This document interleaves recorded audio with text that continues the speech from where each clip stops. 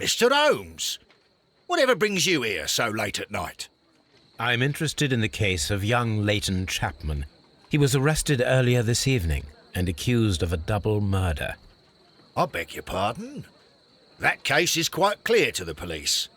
Or are there any new facts that we don't know about? Who knows, Inspector? Look, you are free to investigate, of course, Mr. Holmes. Chapman was arrested with a revolver in his possession, which you can find in the evidence room. The suspect himself is in custody. Did you find anything else on his person? A few personal belongings. Nothing particular, Mr. Holmes. Thank you, Lestrade.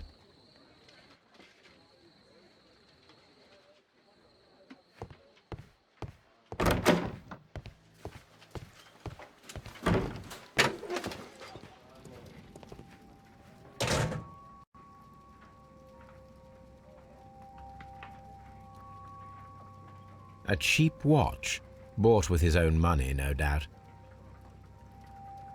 These cigarettes are filled with cheap tobacco, nothing interesting.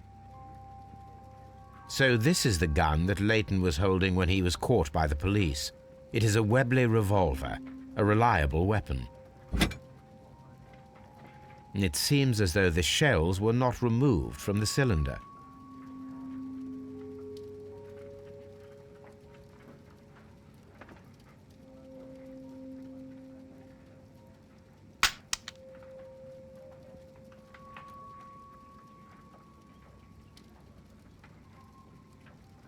Two out of the 6 shells have been fired. There were 2 shots.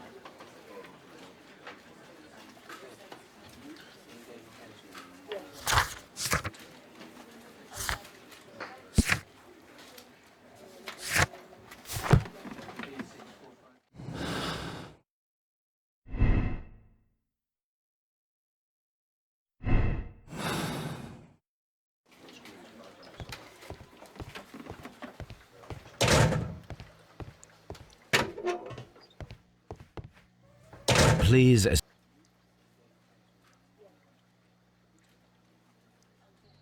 Good evening, Mr. Chapman. Who are you? I've got nothing to say. It's all a mistake. Calm down, Leighton. I have come here to help you. To find out if you truly are innocent, as your younger brother Wiggins has told me. My brother?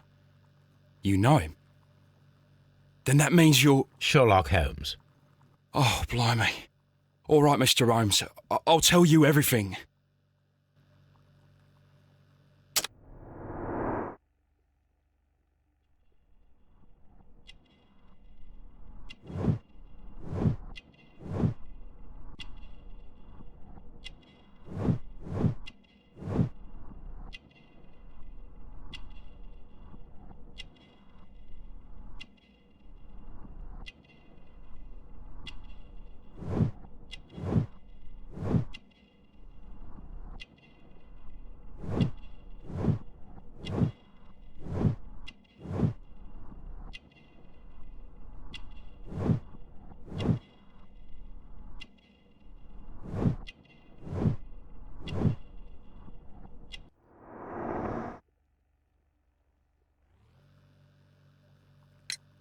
Good. Tell me your account of what happened. I left my work and I hurried up to see the fireworks in Whitechapel. I was late, so I decided to cut through Half Moon Street. I saw the first fireworks light up in the sky. I bumped into a constable on a corner before entering Half Moon. Then suddenly, what with all the firework flare, I saw two men. They were both lying flat in the middle of the street. I stopped where I was. I thought about turning back to the police, but as I was thinking of that, I saw a third person. He was leaning over the body that was furthest from me. The second I saw him, he raised his head and he stared at me. In a flash, I saw his gun, but he made a dash for it instead and he escaped through Whitechapel Street. So you might still have had time to return to the constable. I panicked. I didn't know what to do. Anyway, I approached the bodies just to see if they were still alive. I saw that one had blood pumping out of his stomach. He was dying. It was horrible. The second one was already dead. He had a hole in his head. He was holding a gun in his hand, though. I took it, and then I followed the third man. Interesting. Pray, continue. I turned a corner, and I saw the man standing in the middle of the street. He seemed to be in some sort of panic. And then, Mr. Holmes, something strange happened. I told the police and they laughed at what I said, but I swear to you, my words are true. I started running towards him. But then I was blinded by a flash. It was so bright that I hardly saw anything for a good dozen seconds. But I kept running forward. As I arrived in Whitechapel, I heard a woman screaming. And then I was caught by the police. But there wasn't a trace of that man. Of course, then they found a gun and all that blood. I couldn't see the murderer escaping and all that mess. Perhaps I was still half-blinded at that moment. A thrilling account, my young man. Leighton, are you able to describe the person whom you saw standing in Half Moon Street? Well, I wasn't able to see his face at all. It was too dark, and he was too far away. I could see his silhouette. And what about that? Nothing so special. He was wearing a jacket. He was quite average in size and his weight. I see. Was there anything else that struck you at the time? No. But perhaps it's strange, but I can't remember the sound of his footsteps as he was running away. Perhaps it was because of the fireworks or the surprise of me seeing him. Leighton, I confess I am puzzled. Why should a young lad like you take a gun from the hands of a dead man and set off in pursuit of a probable killer? I know. I keep wondering that, but at the time it was like a reflex. A criminal ought to be arrested, and he was armed. You were willing to risk your life. That was a little foolish, unless you wanted revenge. No, Mr. Holmes. I was just being brave and stupid.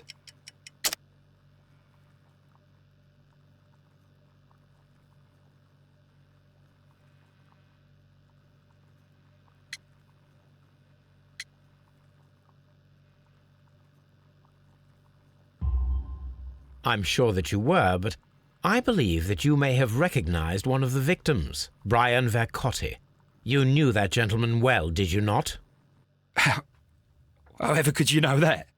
You have a typical tattoo of the Westgate Brotherhood upon your hand. I observed exactly the same mark upon Mr. Vercotti.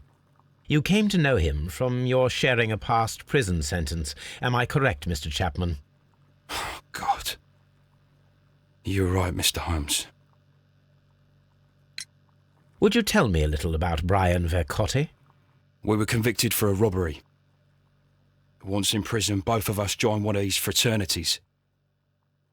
During that year, we tried to help each other out, you know? You were quite young then, I believe. Yes, Mr. Holmes, we were. We'd only stolen a pound of meat. After we were released and when I saw what my little brother had become, I decided to work towards living an honest life. And Vercotti? He had a hard time. His sister had died in a Whitechapel dispensary while he was in prison. He had no family anymore. Our paths split. he fell back into crime. So you lost him? Yes. And for around 2 years, I heard no news of him at all. We shall see you soon, young man.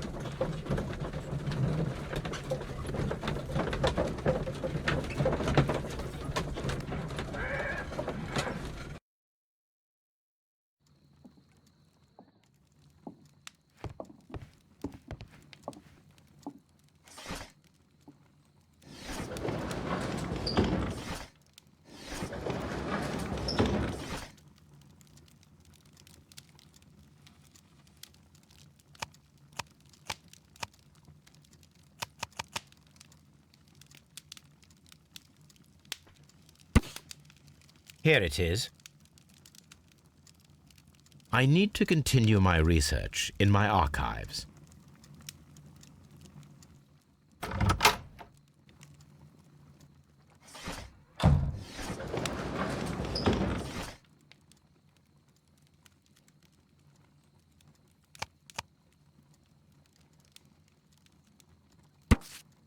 Here it is. One of the victims, Kenneth Butler, was involved in the story of the stolen Hellenistic treasures. A visit to his pawn shop should tell me more.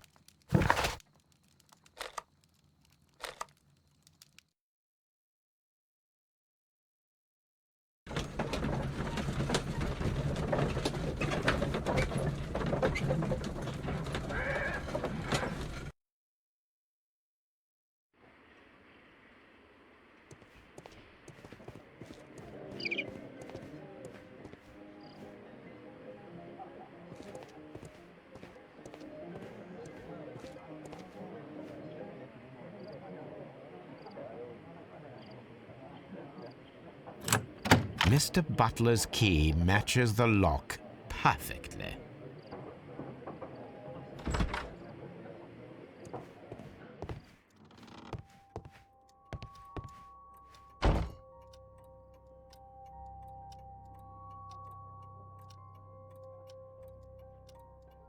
Crampons and a sharp ice axe would only be brought here by a mountaineer.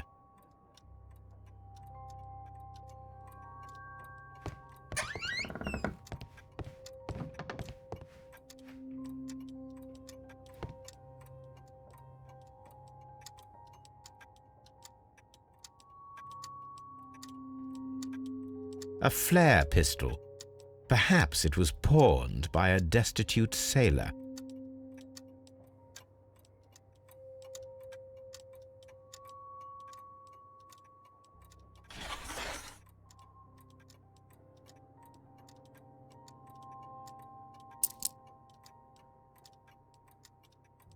The ram's heads. This necklace belongs to the 5 Rams of Mittelin collection. Interesting. That means that Kenneth Butler owned a part of this collection all this time, 10 years after the theft.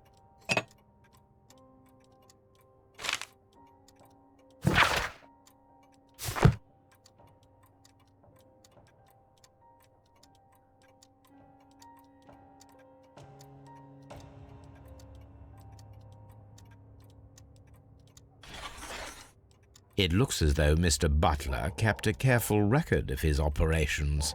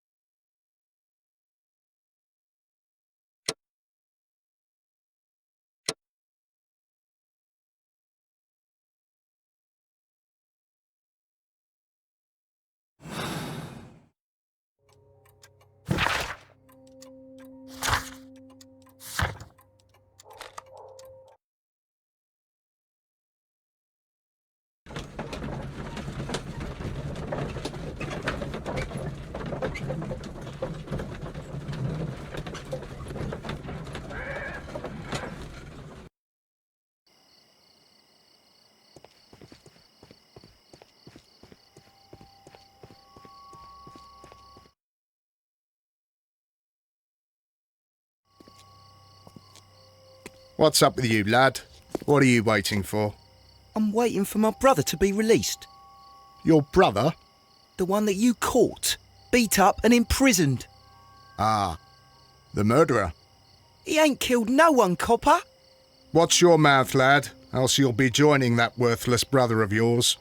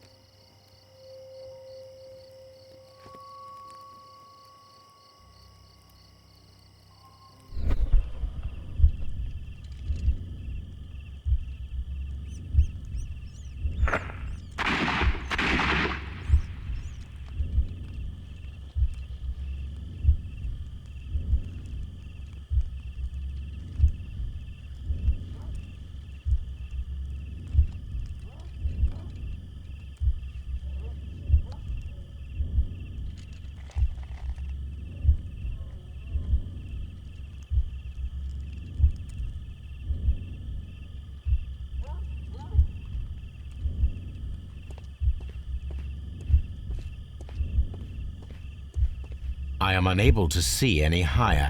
I need to find something to lift my lamp.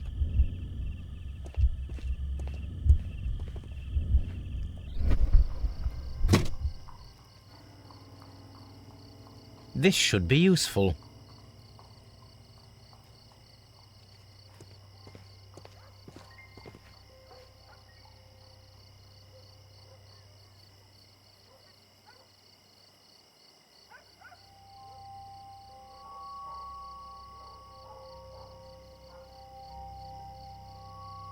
This is most definitely a bullet hole.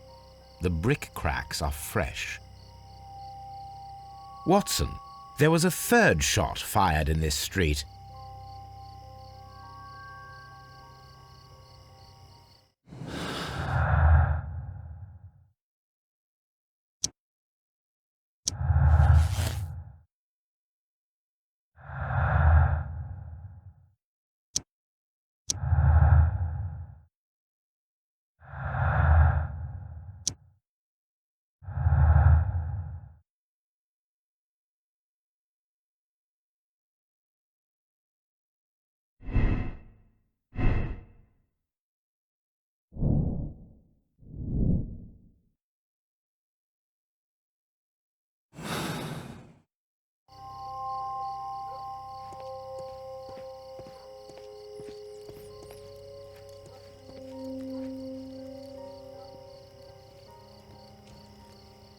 Constable Marrow, I would value your assistance in this investigation. It would be my pleasure, Mr. Holmes. I would like to make sure that there are no places in Half Moon Street where a man could hide while you were running through it with your lamp. All right, Mr. Holmes, what should I do? Take your lamp and start walking, just as you did before, and try to find me. Understood.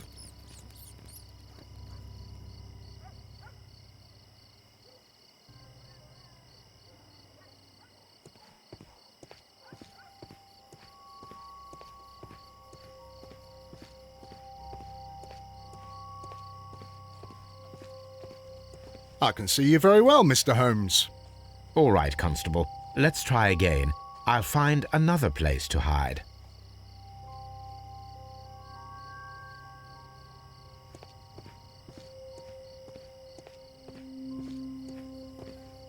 Here you are, Mr. Holmes. All right, Constable. Let's try again. I'll find another place to hide.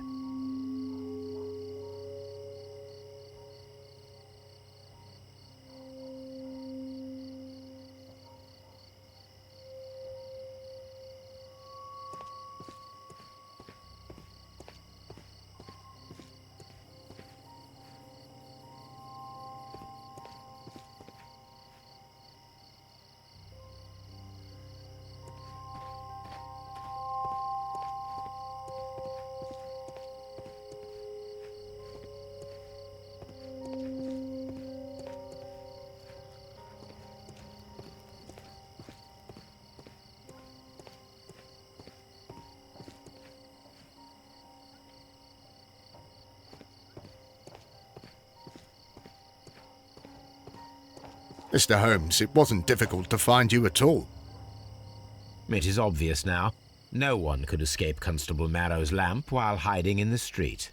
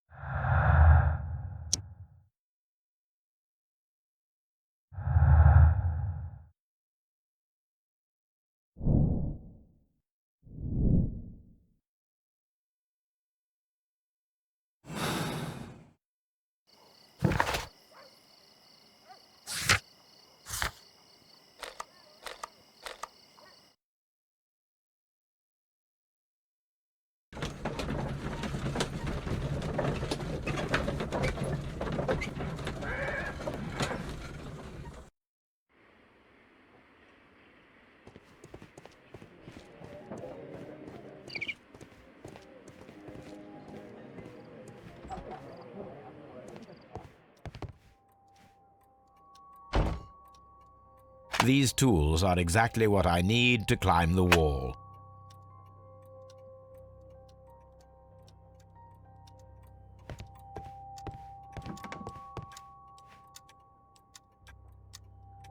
This is exactly what we need in order to imitate the flash of the fireworks.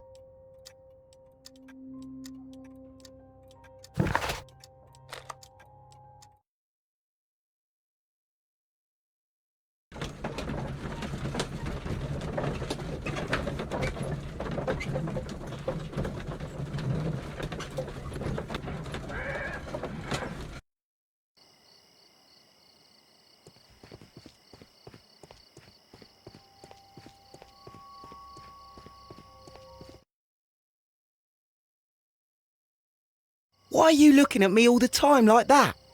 I'm just watching you, lad. I never know what to expect from people like you. People like me? Yes, street beggars and thieves. I ain't a thief. Oh, no? Then where did you get whatever it is that you're gnawing on? I very much doubt that you bought it. What ain't seen can't hardly be stolen.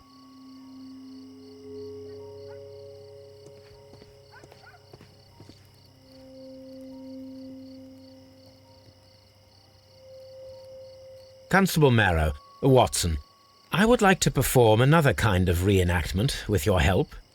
I'm listening, Mr. Holmes. I want to check if Leighton's testimony can be trusted. If someone could vanish into thin air at a specific moment. But Holmes, I don't see how. I am going to be the mysterious gentleman whom Leighton followed. I will stand exactly where he saw him before he was blinded by the flash. Watson, you will be Leighton. When I fire the signal flare, you should start to chase me.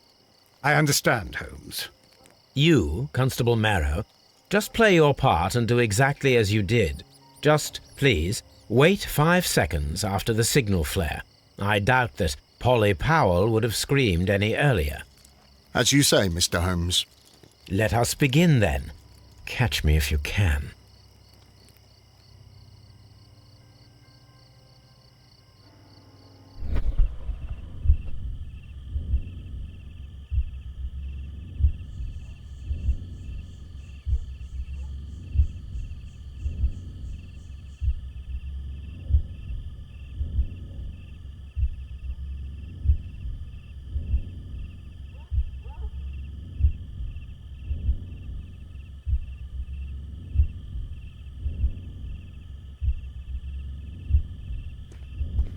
This wall is cast in shadow. It would be difficult to see anyone scaling it.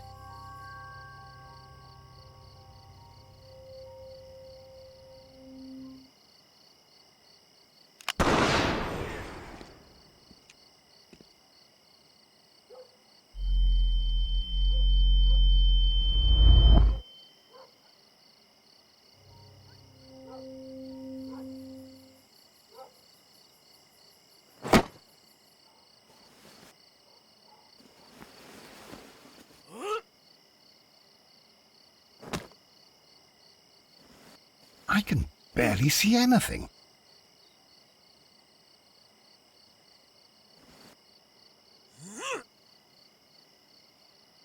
Holmes?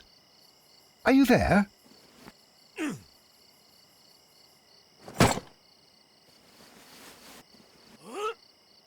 I should try climbing faster.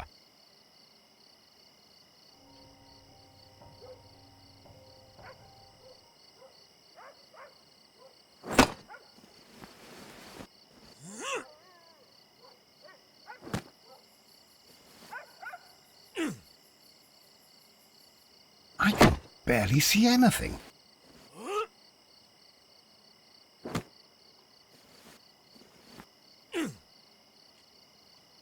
Holmes? Are you there?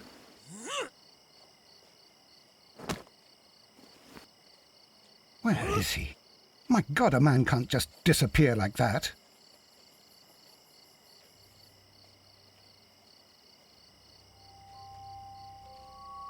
Holmes? Holmes? Where are you?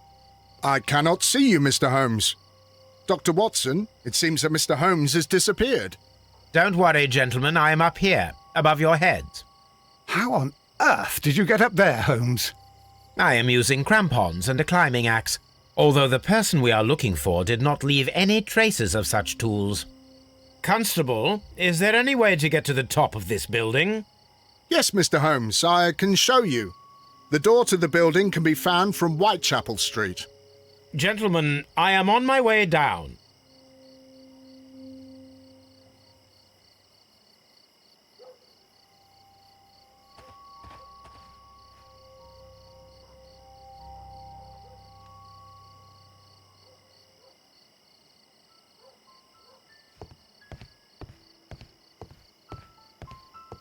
These shards of glass are from the window above.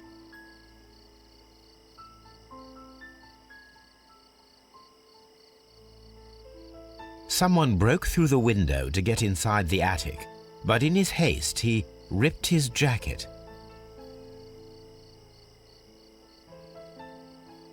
It's empty.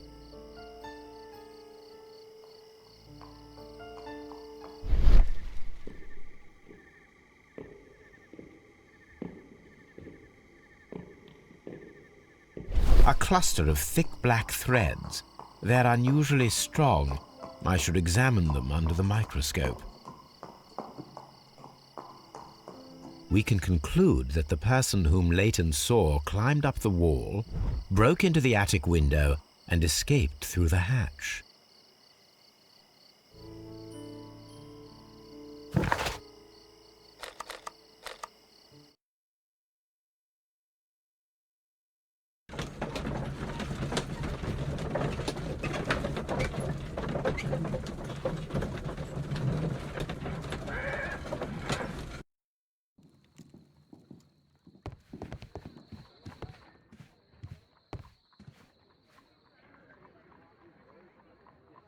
Let us take a closer look.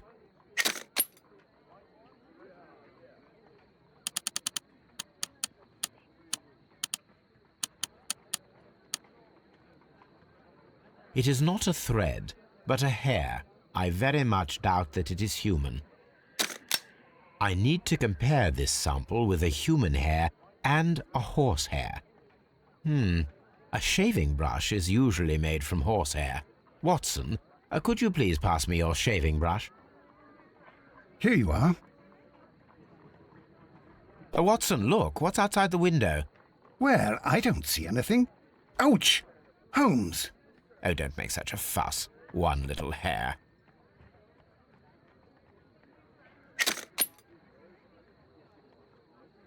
Human hair is significantly thinner than the black sample. This is a most unusual hair. The horsehair is thinner than the hair that we found. So, this black hair belongs to an animal, and it is larger than a horse. A hair from a large and exotic animal.